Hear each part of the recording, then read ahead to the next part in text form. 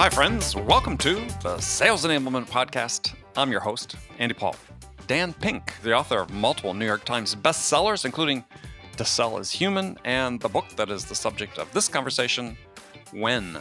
The Scientific Secrets of Perfect Timing. Now, this episode was originally recorded in October of 2018, but it contained so much value for the listener that I wanted to bring it up our archives and share it with you again. So join us today as Dan explains that how success in sales is not just about how you sell or what you sell. In fact, as you'll learn in a conversation today, it's also about when you sell. Timing is a science, and it can make a difference at what time during the day you undertake to do certain tasks, like making calls or writing a proposal. We all have intuition about whether we work better in the morning or the night. And as Dan and I get into in our conversation today, we now have science, not intuition, to help us make timing decisions based on evidence, data, and facts. So Dan lays out the aspects of timing and what research in social psychology and biology reveal about your best times to prospect, to sell, to analyze data, to provide insights. Because your cognitive abilities vary over the course of a day. And as Dan points out in his book, it's called the synchrony effect. And Dan will share tips on how to align the right type of task with the right time of day for your chronotype. All this and much, much more. But before I get to Dan, I want to remind you to subscribe to this podcast wherever you listen to it. And if you subscribe, we'd certainly appreciate it if you could give us your feedback about how we're doing in the form of a review. So thanks. All right, let's jump into it with Dan. Andy Paul, thanks for having me. Hey, my pleasure. My pleasure. So we're here to talk about your latest book, When? The Scientific Secrets of Perfect Timing. And is there such a thing? Perfect timing, no. Better timing, absolutely. And the way to have better timing is to recognize that timing is not an art, it's a science. And unfortunately, whether we're salespeople, sales managers, whatever our profession is, we tend to make our timing decisions based on intuition and guesswork, or really, in most cases, really by default. Tradition. And that's the wrong way to do it. We should be making it based on evidence, data, facts. Yeah, well, it's oral tradition in sales, almost more than anything else, still seems to carry the day. So you wrote that what ultimately matters is the type of task and how task and time align, and you talked about what you called the synchrony effect. So explain what that means to people. Sure. Let me take one step back, though, and just say this. So what we know, when we think about timing, there are different aspects of timing. So there's timing over the course of the day. There's timing over the course of a lifetime, over the course of a project, over the course of a career, et cetera, et cetera. And so a lot of this research, so what I wrote about is really built on this wide array of research from multiple fields about timing. So it's research in social psychology, it's in economics, but it's also in chronobiology, molecular biology, endocrinology. And so all this vast research gives us some clues about how to make timing essentially our ally rather than our enemy. Now, when we talk about the unit of the day, which is what we're talking about here, right, the most important thing to keep in mind is the following. The biggest idea is this. Our brain power, our cognitive abilities do not remain static over the course of the day. They change. They change in material ways. They change in predictable ways. And the right time to do something depends on what we're doing. And that's what you're talking. That's when you refer to the synchrony effect. That's what it is. So if we know our brain power is going to change over the course of the day, and we know that sometimes a day are better than others depending on the task, how do we proceed? And synchrony effect is how do we line up our chronotype, our type, with what we're doing, our task, with our time. And that's what that is. How do you bring those three things, type, task, and time, into alignment? Yeah, I thought an interesting tidbit you had in the book is that, especially for old guys like me, is that some of these like memory issues are really more a function of the synchrony, right? There are some very interesting. It's interesting you point that out. There's some very interesting research showing that, particularly, I mean, you're not that old. You'd be surprised. You're not that much older than I am. Although I know a little bit about you, so I know that you are a little older than I am. But regardless, here's the point: that if you actually do in certain populations, if you take, like, say, memory, let's use the concept of memory. It's often used as a proxy for cognitive decline, a proxy, maybe a harbinger of dementia and whatnot. That a lot of the effects that when older people do memory tasks in the morning, they basically perform like younger people. And when they do it, it's really when they're doing the memory tasks in the afternoon where there's a deterioration. And the thing is like that's true of a lot of us in a lot of different domains. So if you look at performance over time, I mean, there's so much evidence of this. So if you look at like healthcare, doctors make anesthesia errors are 4 times as likely at 3 p.m. as they are at 9 a.m. Yeah, when I read that section, I was like, if I ever go in the hospital again, and I've fortunately, I've had a couple surgeries. They were first thing in the morning, and I thought, oh, that's good. Good. That's how you do it. Colonoscopies, because everybody likes to talk about those. Doctors find half as many polyps in afternoon exams as they do in morning exams. So all of this is, the idea here, and you see this in so many different domains, Andy, as you know from the book. You see it in how people assess their mood, but you see it very, very clearly in performance. And it's performance not only in one thing, but it's performance in a lot of things. So you see differences in performance at the corporate level based on time of day. You see some pretty dramatic differences in education performance over the course of a day. Well, and we've got all this conversation going on now about start times for high schoolers. Absolutely. Amen. You see different performances by judges and juries based on time of day, by healthcare providers based on time of day. Essentially, every domain of life, again, our brain power changes over the course of the day. So what you want to do, what one wants to do, is to do the right stuff at the right time. All right, and it's actually a fairly systematic way to get that done. All right, so let's describe. So there's people can picture this in their minds. You wake up and you sort of are on this peak till about 11 in the morning. It looks like, right? Sort of an increasing. Well, it depends on your chronotype, right? Exactly. So let's talk about that first. Okay. Let's talk about the chronotype. Chronotype is basically it's a word out of this entire field of chronobiology, which is chrono time, right. Biology, study of life. So it's study of biological rhythms. The last year's Nobel Prize in Medicine was awarded to 3 chronobiologists to help understand our circadian and other kinds of rhythms, how they affect who we are, how we do things. And so what we know about this, some of us are morning people, some of us are evening people, most of us are in between. So about 15% of us are very strong larks, morning people. About 20% of us are very strong owls, evening people, and about 2/3 of us are in between, what I call third person. So what you have to do is you have to identify where you are in that. And if you break that down, about 80%, basically think of it like this. Are you an owl or not an owl? Owls are much more complicated than the rest of us. So about 80% of us, as you say, move through the day in that order. Peak, trough, recovery. Peak early in the day, trough in the middle of the day, recovery later in the day. But looking at the graphs in your book, though, it seemed like that peak was sort of like right before noon.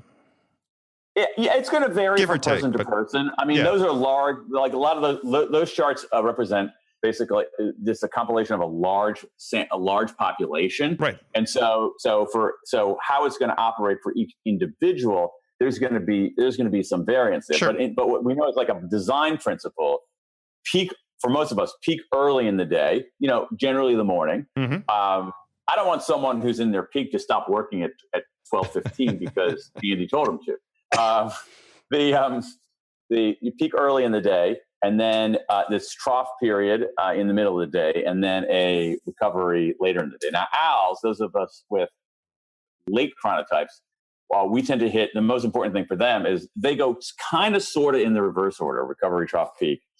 But the main thing for them is their peak is much later in the day, afternoon, late afternoon, early evening, mid-evening, even late evening. Right, and you gave the example of an author who basically started work at like midnight and then wrote through the night. I don't know how anybody does that, but I'm not an owl. I'm not either. So I was trying to figure out. I think I'm the 3-bird. The odds are that you are, because 2/3 of us are that way. But we can figure out your chronotype right now. We want to do that? Sure, let's do it. There's a back of the envelope way to do this. Now, There are, for your listeners, you can go online and find something called the MCTQ, the Munich Chronotype Questionnaire. You can find something called the MEQ, the Morning Eveningness Questionnaire. Those are classic kind of psychological instruments where you answer a number of questions and they give you a rating. But there's actually a pretty accurate back of the envelope way we can do with you. So sure. I want you to think about this. So I want you to think about what chronobiologists call a free day. A free day, and that's important. A free day is a day where you don't have to wake up to an alarm clock. Mm-hmm. You don't have to wake up to an alarm clock. You don't have to be, like this morning, I had to wake up to an alarm clock because I had to take my 15-year-old son somewhere right. at 8 o'clock. Okay, so I had to get up when I didn't really want to get up. So not when you have to wake up to an alarm clock, but also not when you're massively sleep deprived and you're trying to catch up on sleep. Mm-hmm. So you just like go to sleep when you want. You can wake up when you want, just answering whatever your body is basically telling you to do. So on those kinds of days, Andy, those free days, what time would you typically go to sleep? 11. 11. Okay. And what time would you typically wake up? Between 5 and 6. 5 and 6. Let's say 6, just to make it easier. Okay. So what we're doing here is we're figuring out your midpoint of sleep. Your midpoint of sleep. So if your midpoint of sleep, so if you go to sleep at 11 and wake up at 6, your midpoint of sleep is 2:30. Yeah. Okay. So here's what we know. If your midpoint of sleep is earlier than 3:30, you're probably a lark.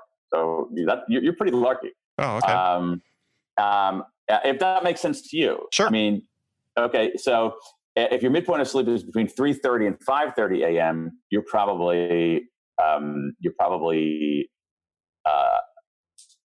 third bird. And if your midpoint of sleep is after 5:30, you're probably an owl. So again, if you're before 3:30, if your midpoint is before 3:30, lark.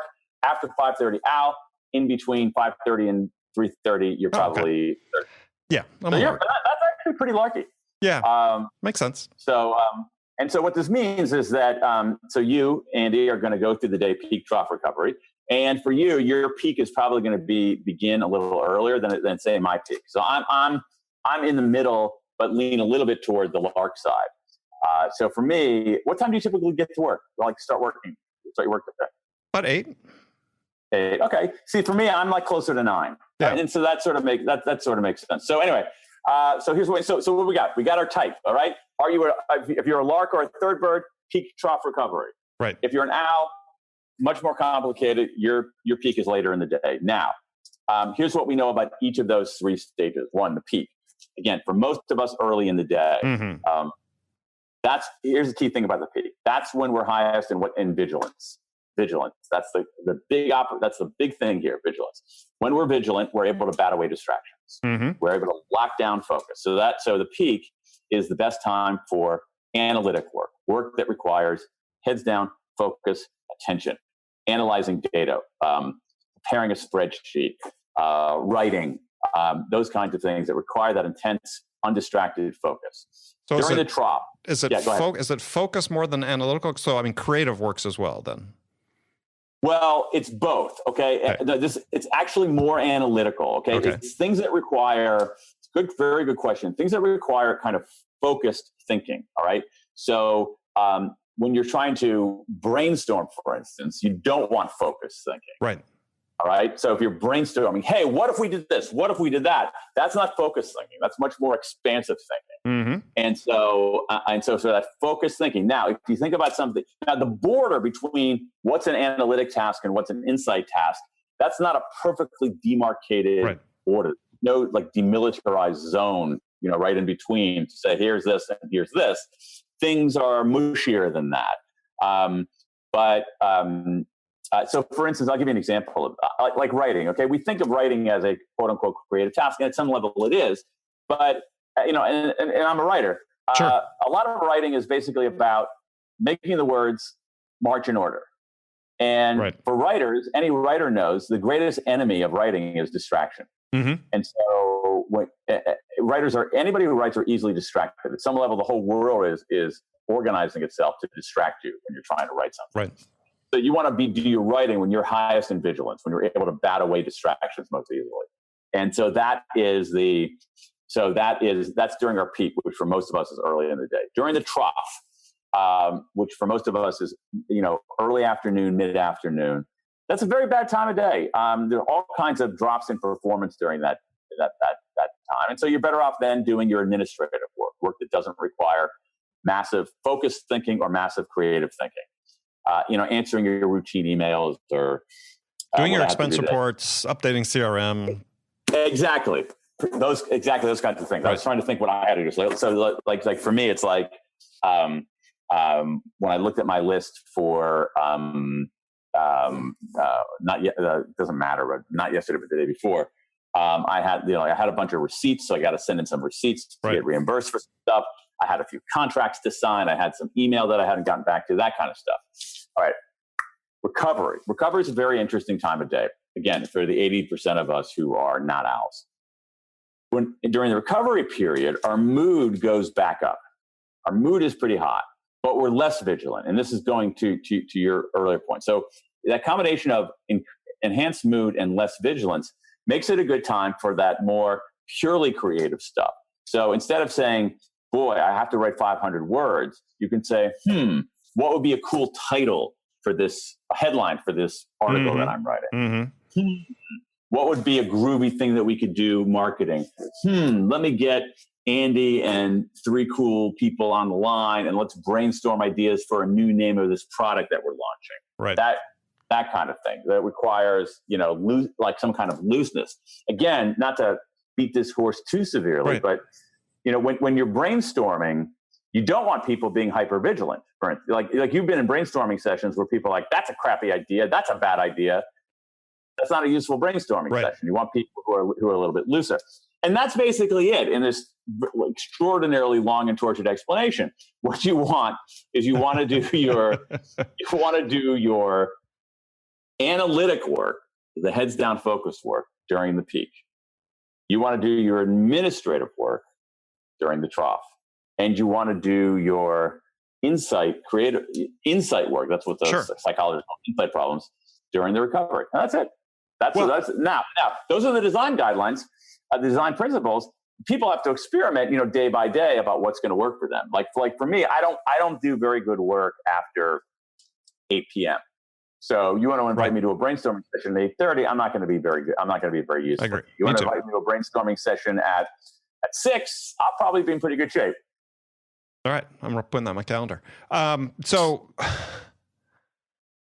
it's interesting when you think about that, because when I think about sales, and only done it for 4 decades, so I'm still learning, but it almost seems like if you want to have best sales conversations, you want to do that in the rebound period, because you're being open-minded, you're listening, maybe your curiosity is a little more piqued than it is in the morning when you're more analytic. Yet I can guarantee you that 99.9% of sales organizations force their salespeople to do their calls between 9 and 11 in the morning. Yeah, that's not always a terrible idea. Okay. And I'll explain why. Sure. But you actually raise an even more important point right there. You raise an even more important point embedded in there. All right. Probably like one of the biggest points I think going on in business today. So let me bracket that for now, and we'll move to the specific thing. Okay. So what we know from a lot of research, and especially research from certain kinds of judicial decision making, is this: when people make decisions, particularly when they're decisions that are reasonably binary, yes, no. Okay, think about a yes, no decision, and that's what a sales call is. I'm coming to you. Are you in or are you out? Do you want to buy or do you not? Do you want to sign on the line that is dotted or kick me out of the office? All right. That is the potentially, but yeah, we'll get back to that. I think. Okay, good. It's a very good point, because some sales processes are much longer. If it's a transactional call, absolutely, yeah. Right. Okay, so when people come into a transaction, when people come into a decision like that, when they have to make a decision, in the back pocket is a default decision, right? They have a default. And the default is usually no. Right. So the question is, when are people likely to overcome the default? And what some of the research shows is that people are slightly, I don't want to go crazy here, slightly more likely to overcome the default when early in the day and immediately after breaks. Early in the day and immediately after breaks. Okay. Now, some of the earliness has to do with people's mood. Right. So their willingness to move through things quickly and be in a good mood sometimes can get, okay, that sounds good, go. So early in the day and immediately after breaks. Now, I don't want to overstate this. What it means, and I think salespeople can understand this very well, is that let's say that I go to you and I have a 7% chance of getting a yes from you in whatever I'm pitching or whatever. All right. And let's say I pick the right time of day. Maybe I can notch that up to a 9% chance. I still got a 91% chance of failing. All right. So this doesn't lock it down. But here's the thing, as any good salesperson knows, if you can get a 2 percentage point increase in your take-up rate over time, that's going to redound to your advantage. And so that's what it shows there. So talk to me. But let's talk about things that are less transactional. Give me your feedback on that. Well, I think if you're dealing with the sale, I think you're on the right. I think your instincts are quite good.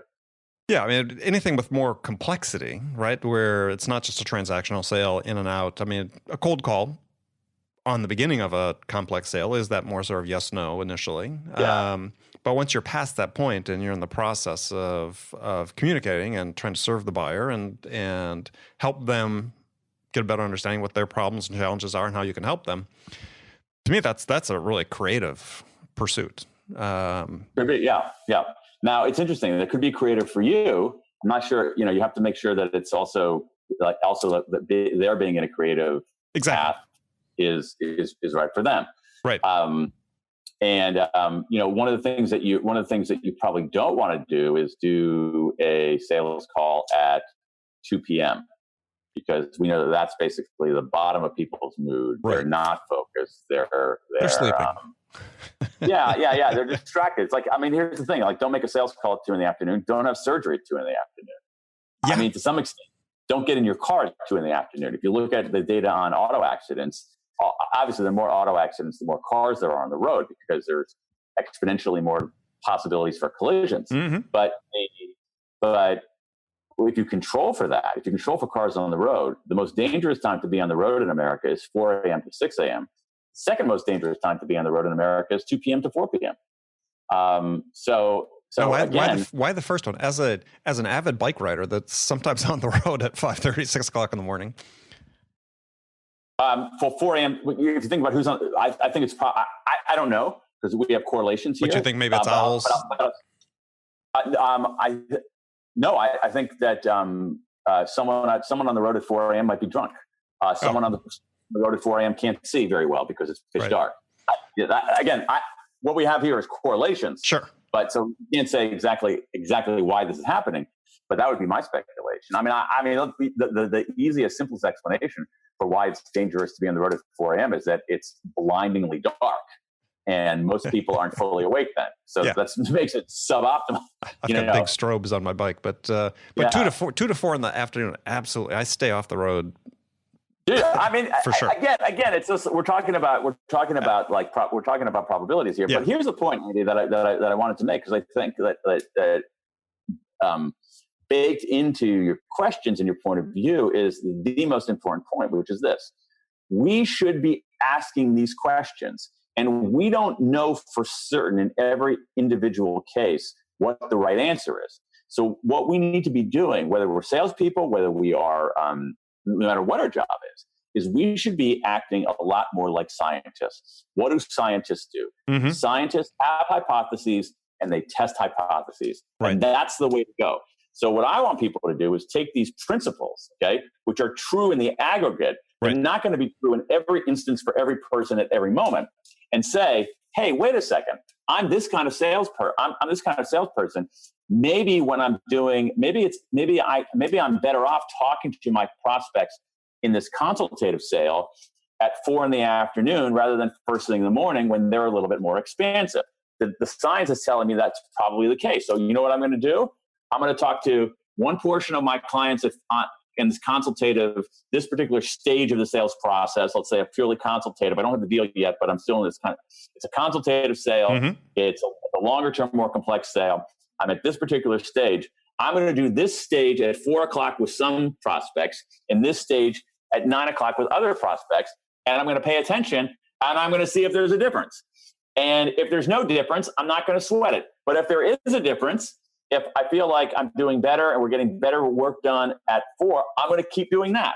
And then I'm going to have another hypothesis. And my other hypothesis is going to be that, hey, in a cold call or something like that, or in a first encounter, people are more likely to overcome the default immediately or early in the morning and immediately after breaks. So what I'm going to do is I'm actually going to get my assistant to try to figure out some of the break times for some of these prospects, and I'm going to try to reach out to them immediately after their breaks and see if that makes a difference. Yeah. And that's, and that's what you do. You take the science, you take the principle, and then you act like a scientist yourself and test it.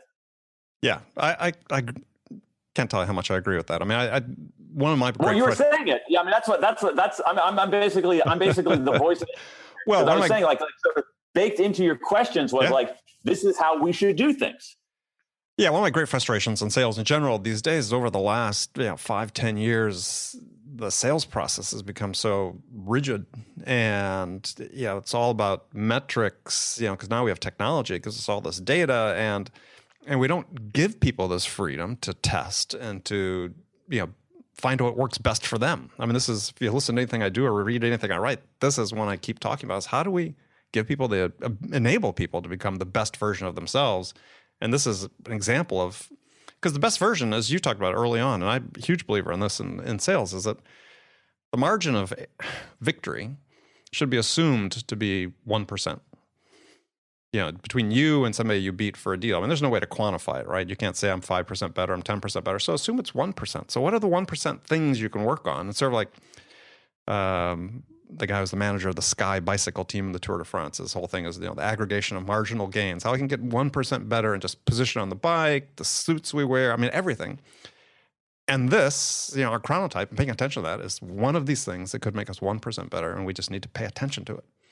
Absolutely. And I also think that you actually have the accumulative effect, because if you're always testing, you're getting that 1% improvement, 1% improvement, 1% improvement over and over again. It's not a one-off, because there are all kinds of things that you can do. And here's the thing: our friends in the marketing department actually are pretty good at this, because especially on the digital side, they do a lot of A/B tests, and that's all I'm talking about.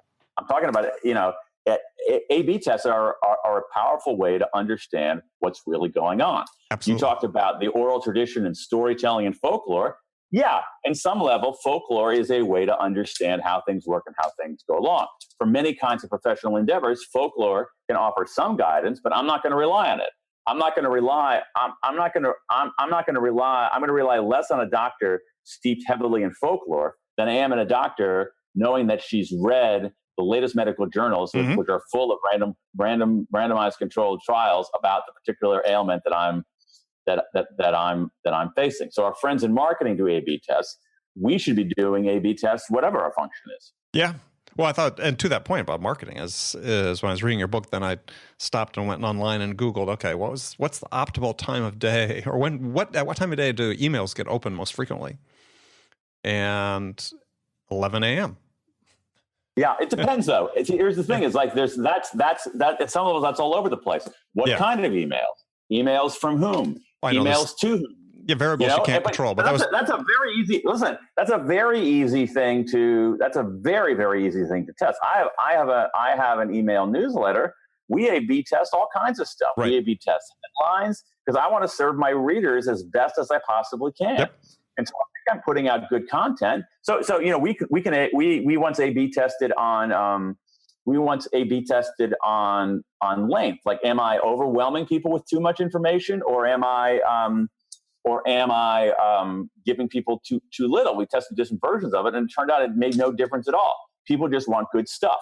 They like good stuff when it's short. They like good stuff when it's long. And so, okay, I'm not going to sweat this. That means that they didn't read past the short version. So even on your long emails.